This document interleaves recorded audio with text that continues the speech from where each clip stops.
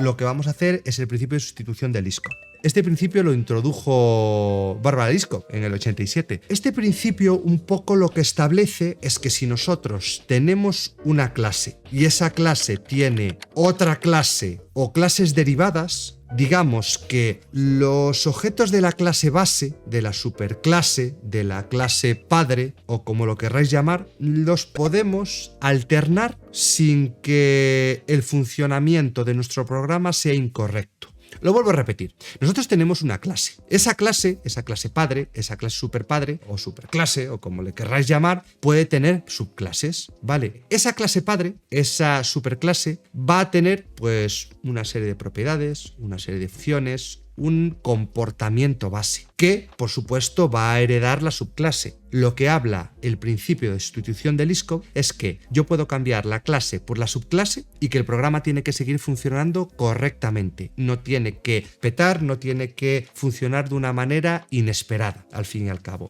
Explora el principio sólido de sustitución de Liskov y crea un ejemplo simple donde se muestre su funcionamiento de manera correcta e incorrecta. Hablábamos que necesitábamos tener una clase y que esa clase después debería tener pues alguna subclase. Entonces vamos a hacer un ejemplo muy fácil, ¿no? Como se suele explicar aquí muchas veces programación, pues con animalitos. ¿Queréis que lo hagamos con animalitos? Pues imagínate que yo lo que tengo es una clase padre, es una superclase para designar a todas las aves. Así que yo vengo aquí, me voy a crear una clase que sea bird, es decir, a las aves voy a intentar designar. Entonces yo tengo aquí una clase que son aves y, por ejemplo, ¿qué podría tener yo por aquí? Pues una operación para todas las aves que fuera a volar, ¿no? Yo puedo venir aquí todo convencido y decir, vale, sí, yo voy a tener una clase que designa a las aves y las aves pues vuelan inicialmente y yo le digo que aquí retorne lo que sea o que simplemente haga un print de lo que va a hacer. Bueno, yo en este caso le voy a retornar la acción y le voy a decir, pues bueno, si yo llamo a fly de una ave, le voy a decir que vuela, ¿no? Al fin y al cabo. Hasta aquí entendido, tenemos una superclase. Estamos creando una clase con una operación concreta. Pero decíamos que este principio de sustitución de Liskov, cuando empieza a tener sentido, es cuando acabamos teniendo subclases. Subclases que van a heredar el funcionamiento de la clase padre de la superclase. Ya tuvimos lección también asociada a clases. Por si alguien, claro, si estáis viendo esta lección y no tenéis ni idea que es una clase, pues es difícil que lo acabéis entendiendo bien. Quedaros, escucharlo, intentar entenderlo, intentar reflexionarlo, pero ya sabéis que poquito a poco estamos siguiendo una ruta de estudio y es importante que en mayor o menor medida vayáis conociendo lo anterior, porque si no cada vez se nos va a hacer más complejo y vais a perder más el hilo. Vale, imagínate que ahora lo que queremos hacer es eso, acabar creando subclases. Si yo tengo una clase que es un ave, ¿cuál podría ser una subclase? Pues no lo sé. ¿Un pollo, por ejemplo? Si este pollo va a ser una subclase de ave, pues le digo, hey, tienes que heredar el funcionamiento. De alguna forma es importante que tú heredes ese funcionamiento. Perfecto, pues si tiene que heredar el funcionamiento, ¿qué deberíamos hacer? Pues en este caso, volverle a meter la función. ¿Qué función? Tenemos fly por aquí. Dice, y llamamos al super, es decir, llamamos a la superclase y le decimos que vuele. Vamos a entender esto muy rápido. Yo ahora, imagínate, voy a acabar implementando por aquí una clase de un ave, el que sea. Voy a pillar mi variable, voy a crearme como un pájaro y voy a decir bird. Y ahora lo que yo voy a hacer por aquí es de mi pájaro voy a llamar a fly. Perfecto. Y yo ahora por aquí voy a tener un pollo y de mi pollo, como es una subclase, pues también puedo llamar a fly. ¿Tiene sentido? ¿Qué pasa aquí? Los pollos no vuelan. Es decir, tú pones un pollo, mueve las alas y ya está. Entonces yo digo, claro. Es decir, no puedo llamar a la superclase. Yo voy a reimplementar su funcionamiento. ¿Y yo qué diría?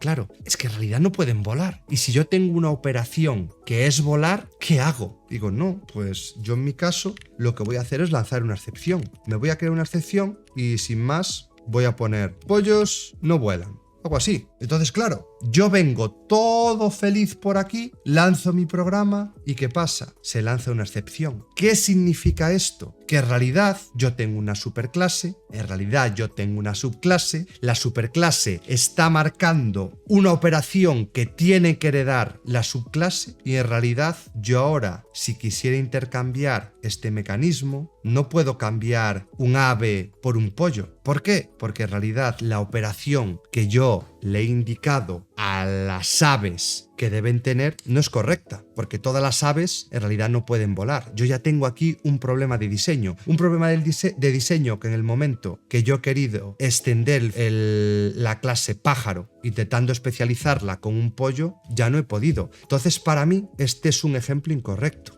Aquí el ejercicio decía, un ejemplo donde muestre su funcionamiento de forma correcta y de forma incorrecta. Esto lo voy a comentar para que no nos falle el programa. Pero claro, ahora tendríamos que pensar, ¿y cómo sería de forma correcta? Vamos a volver para aquí. Vamos a volver a crearnos nuestra clase ave, o como le querráis llamar. ¿Cómo lo podría solucionar? Es muy fácil. Yo digo, mira, en realidad, a nivel concepto, un pájaro, claro, ¿quién sabe lo que hace cada pájaro? Porque no todos vuelan. Entonces, ¿y si yo le digo que la operación que hay que implementar es moverse? Move, y yo le digo moving, entonces ya tengo un pájaro genérico, de alguna forma. Y ahora, cuando yo quiera implementar a mi gallina, por aquí, yo implemento mi gallina, ¿qué voy a tener que implementar? La operación move en este caso. Y en este caso, ahora, yo ya voy a poder decir lo que sea. En este caso, no sé, walk, le voy a poner, y si estuviera con un pingüino, pues le pondría el swimming, o lo que sea, ¿ok? ¿Qué pasa ahora? Vamos a volver a hacer la comprobación. Volvemos por aquí, vamos a hacer la comprobación. Vuelvo a tener mi pájaro, vuelvo a tener mi pollo, voy a lanzar el programa. ¿Y qué encontramos aquí? Ah, no, claro, ahora ya no es fly, ahora ya es move. Perfecto, vamos a lanzarlo. ¿Qué tenemos por aquí? Ahora ya podemos hacer un print de los movimientos porque parece que no están fallando. Vamos a hacer un print del movimiento del ave y vamos a hacer un print del movimiento del pollo. Hago así, moving, walk, walking. Vamos a ponerlo bien. Hasta aquí ya hemos llegado a una implementación donde tiene sentido que exista una superclase y donde exista una subclase que en realidad esa operación que nosotros definimos en la superclase se va a la subclase y se puede implementar. Hasta aquí estamos ok. Pero aún no hemos verificado ese principio de sustitución del ISCOP. Tiene buena pinta, porque antes ya no hemos podido directamente ni probarlo porque ya teníamos una definición incorrecta. Pero ahora lo que nos dice este principio de sustitución del ISCOP es que podemos intercambiar los objetos de clase. Al fin y al cabo, los objetos de una clase, de esa o de la subclase en este caso que es chicken, pueden ser sustituidos por el objeto base, por la superclase, sin alterar el funcionamiento. ¿Qué quiere decir? Que si ahora yo lo vuelvo a lanzar y para mí el bird es chicken y ahora chicken es el bird, es decir, en realidad bird, ave, gallina, una gallina es un ave, ¿ok? Yo he intercambiado. Ahora el bird es chicken, perfecto. ¿Y la gallina es un ave? Sí, en realidad. Vamos a lanzar nuestro programa. Lo acabáis de ver. Yo he cambiado las implementaciones, pero en realidad, aunque he invertido este principio de sustitución que estamos viendo, nuestro programa ha seguido funcionando correctamente. ¿Esto qué significa? Que en el momento que yo tengo una superclase, tengo unas subclases y están de verdad bien definidas, no importa que yo siga extendiéndolo ahora con más aves. Si yo voy respetando este principio de inversión, no habrá problema en que, llegado el caso, mi programa, lo que antes era un pollo, ahora sea un pájaro, después sea un pingüino y después sea un águila. Si yo me he encargado de conservar ese principio de sustitución del ISCOP, mi programa va a seguir funcionando sin fallos y yo voy a poder seguir extendiendo el funcionamiento. En el ejercicio teníamos una segunda parte, yo le llamo extra, con un ejercicio un poquito más complicado para así intentar poner en práctica el principio SOLID, pero ya con un caso, entre comillas, un poquito más real. Vamos a ver lo que nos pedía la segunda parte. Nos decía, crea una jerarquía de vehículos. Todos ellos deben poder acelerar y frenar, así como cumplir el principio de sustitución del ISCOP. Ok, pues nos dice, crea una jerarquía de vehículos. Crea la clase vehículo. Pues voy a venirme por aquí y voy a crear la clase vehículo. ¿No? Tengo mi vehículo. Perfecto. Dice que todos los vehículos van a poder acelerar y frenar. En realidad, pues bueno, a mí me parece bastante bien esto. ¿Qué podríamos hacer con todo esto? Pues crear una función que sea para acelerar, acelerate, y que sea una función también para frenar, brake, ¿no? Vale, tengo las dos funciones que debería implementar el padre. Pero, ¿y cómo tienen que funcionar? Claro, si yo voy a definir un vehículo, todos los vehículos que tienen, podríamos pensar, una velocidad. Ahora aquí, cada persona, el ejercicio, pues hay que ver cómo lo resolvéis. Yo al final doy una percepción sobre el ejercicio. Ya está. ¿Qué propiedad en común tenemos aquí en un vehículo? Tenemos la velocidad. Pues voy a crear un inicializador. Este inicializador lo que le voy a decir es que va a tener una velocidad, speed, por defecto igual a 0. Y la voy a acabar asignando self, speed, igual al speed que nos llega por aquí. Claro, como yo ya tengo una velocidad asociada a mi vehículo, ¿qué podríamos hacer? Pues no lo sé. Podría decirle, mira, cada vez que se llame a acelerar, la velocidad pues la incremento. ¿Qué podríamos hacer? Pues la incrementamos en 1, cada vez que llamara a acelerar. O sin más, yo le digo, increment. En realidad la incrementamos al valor que le pasemos de incremento. Que vaya a 0 y lleva un incremento de 10 y entonces va a ir a 10, por ejemplo. O, si no os queréis complicar, que en realidad sea más igual 1, que cada vez que se llama a acelerar, pues sube 1 km por hora, 1 milla por hora más. Me da un poquito igual. Eso como lo querráis acabar implementando. ¿Que lo queréis simplificar? Me parece genial. Lo ponemos así. Y si queréis le meto por aquí un print y le digo pues a la velocidad que tiene que ir. Pues no lo sé, velocidad. Y vamos a poner la velocidad, self speed. Bueno, yo en mi caso lo voy a poner en kilómetros hora, que es como medimos aquí la velocidad. Perfecto. Pues ahora, ¿qué voy a hacer? Cuando freno, pues lo contrario. Me voy a ir a la velocidad, la voy a reducir en 1. Y lo que voy a hacer es que si la velocidad self speed es menor o igual que 0, pues entonces la velocidad la sigo manteniendo en 0, ¿no? Digamos que yo no puedo moverme a una velocidad negativa. Para mí, si es menor que 0, yo sigo a 0. Perfecto. Y aquí, pues voy a imprimir lo mismo. Vale, vamos a pensar que esta es la clase vehículo. ¿Qué más cosas nos pedía? Añade 3 subclases de vehículo. Pues vamos a ver.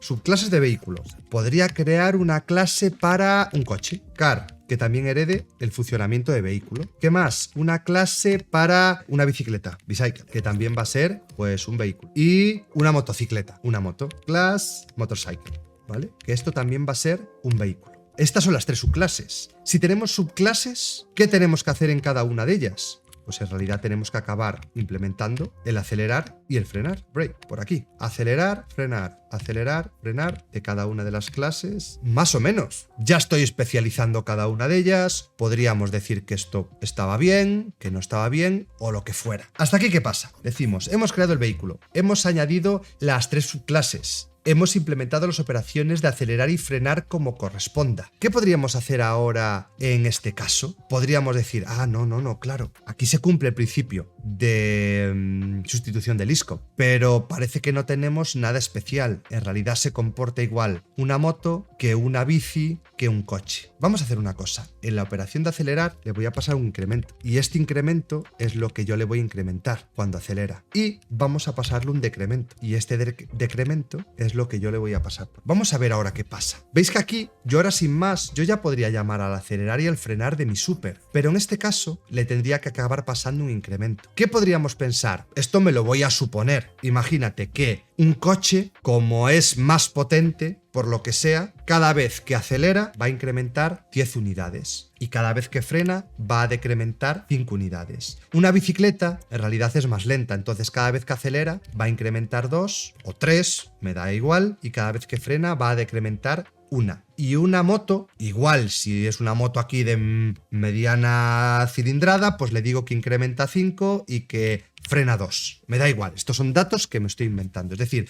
el coche funciona de una forma, la bici funciona de otra forma, la motocicleta funciona de otra forma. Pero en realidad tenemos la clase padre, este vehículo, que es capaz de en realidad marcar ciertos datos. Cuál es la velocidad y cuál es la lógica para acelerar y cuál es la lógica para frenar. Pues muy bien, vamos a ello, vamos a probar un poco qué hace todo esto. Podríamos venir por aquí y ahora nos decía, desarrolla un código que compruebe que en realidad funciona todo esto. ¿Queréis que le metamos un print a cada uno de ellos? Porque vemos que aquí lo que está haciendo es, un return de todo esto. En realidad no nos hace falta ni el return, en realidad solo tenemos que llamar al super. Yo llamo a la operación del padre en cada uno de estos casos. Perfecto. Y aquí, si queréis, os voy a meter unos print para intentar especificar un poco qué estamos haciendo en cada caso. El coche está acelerando. En este caso, el coche está frenando. La bicicleta está acelerando. La bicicleta está frenando. Y más de lo mismo.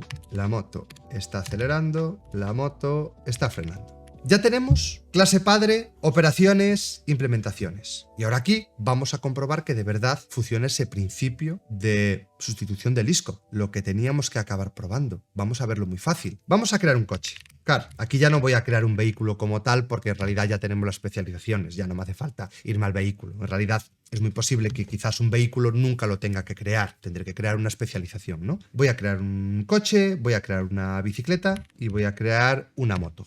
Ya lo tengo por aquí. ¿Qué pasaría ahora? Nos dice que creemos una operación que sea capaz de testearlo. Bueno, pues me voy a crear por aquí una función que sea test vehículo. Y le pasamos el vehículo aquí. ¿Qué hace el vehículo en realidad? El vehículo puede acelerar, ¿no? ¿Y qué más puede hacer el vehículo? Puede frenar. Brake. Vale, ¿qué va a pasar ahora? Mira, aquí ya estamos teniendo problemas. Decimos, ¿cómo que el vehículo puede acelerar? ¿El vehículo puede frenar? Sí, perfecto. Pero ¿tú te das cuenta que aquí le estábamos pasando un incremento y un decremento? Uy, aquí el principio de sustitución del ISCO ya no va a funcionar. Porque tú lo que le estás haciendo aquí ya no es conservar justo la función. Le teníamos que pasar siempre. Si acelerábamos, le teníamos que decir, hey, si tú aceleras, incremento. Si yo ahora vengo por aquí, sin más, y empiezo a testear todos estos, ¿qué podríamos hacerle? Pues yo qué sé, llamo vehicle test por aquí y le paso mi coche. Y ahora le llamo al test y le paso mi bicicleta. Y llamo al test y le paso mi moto. Yo ahora lanzo esto y dice, sí, aquí vemos que hace cosas, pero tenemos un problema. Y es que ya no hemos ni heredado bien el comportamiento de vehículo. Entonces aquí ya hay un problema. En este caso podríamos decir, sí, está guay esto. Me parece bien que igual tú quieras hacerlo con estos valores o con lo que sea, pero no, tú ya no lo puedes hacer así. Tú tienes que conservar el acelerar en este caso. Bueno, voy a quitar el non-est, vamos a venir por aquí. Tú, seas un coche o lo que sea, como eres hijo de vehículo, tienes que mantener el incremento. E igual, si tú decides frenar, tienes que pasar el decremento. Ahí en realidad no estábamos conservando ni que la bicicleta, la moto y el coche fueran hijos del vehículo.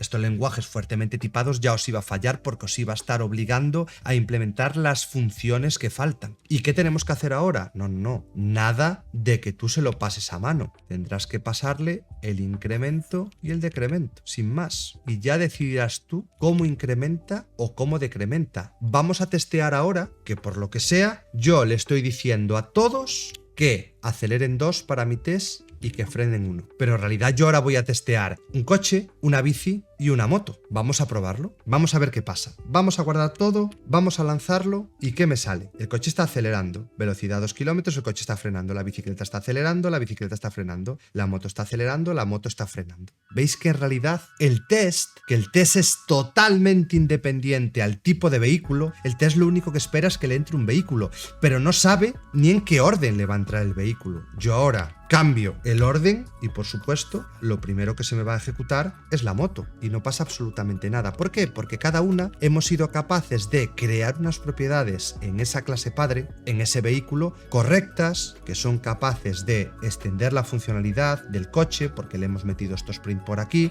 pero que siguen conservándose ese principio de sustitución del ISCO sin ningún problema. Me da igual todos los vehículos que yo cree, toda la funcionalidad que tenga extra acelerar y frenar, que yo en el momento que llamo a la, vamos a decirle, instanciación de cada uno de los elementos y le paso, en un caso, un incremento de velocidad de 2 y un decremento de 1, en todos funciona y me da igual que sea un coche, una bici, una moto. Se han podido intercambiar sin ningún problema. Vamos a medio explicarlo. Al ejecutar esta prueba, vemos que cada vehículo puede ser utilizado de manera independiente e intercambiable sin romper la lógica de aceleración y de frenado. Y por eso es la manera en la que estamos demostrando el principio de sustitución del ISCO.